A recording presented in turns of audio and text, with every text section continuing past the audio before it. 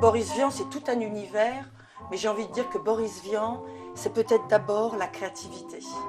Parce que finalement, on peut mettre des tas de mots sur ce qu'il est, ce qu'il a été, ce qu'il a voulu, mais on le voit successivement dans ses appartements, ou même quand il habitait chez ses beaux-parents et avant chez ses parents.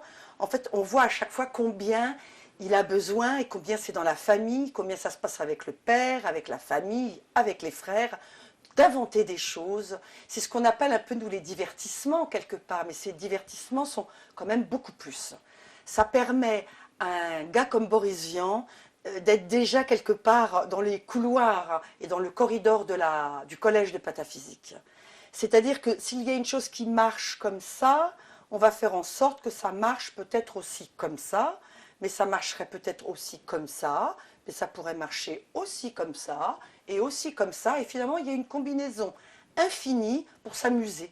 Voilà. Alors avec les mots, ça, ils sont très spécialistes, hein, les Vian par exemple, hein, et ils jouent sans arrêt avec les bourrimés, etc.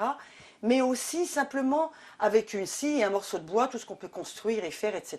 Et notamment ils feront la salle de bal dans leur grande maison à Ville-d'Avray. Et ça c'est quand même extraordinaire pour trois beaux jeunes hommes et une jeune fille qui étaient les 4 enfants Vian, d'avoir une salle de bal qui a été entièrement construite par le papa avec ses frères et sœurs, si je puis dire, bien que la sœur n'avait pas fait grand-chose, puisque c'était effectivement une fille, donc on lui réservait le piano et la danse, alors que les garçons avaient quand même un terrain de jeu beaucoup plus élargi.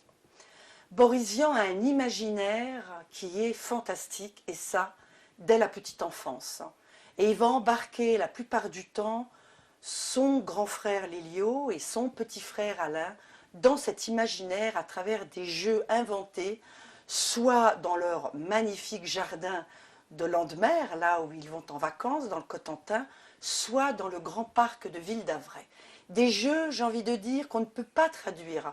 Il n'y a pas de mots, c'est vraiment quelque chose qu'ils inventent entre eux, et éventuellement on peut s'en rapprocher si on lit L'Arrache-Cœur, que Boris Vian écrira d'ailleurs à la fin, on va dire, de sa carrière littéraire. Voilà. Donc lorsqu'il arrive ici, justement, il termine L'Arrache-Cœur et il va, plus simplement du monde, terminer sur son petit bureau là-bas, où il va se mettre dans ce coin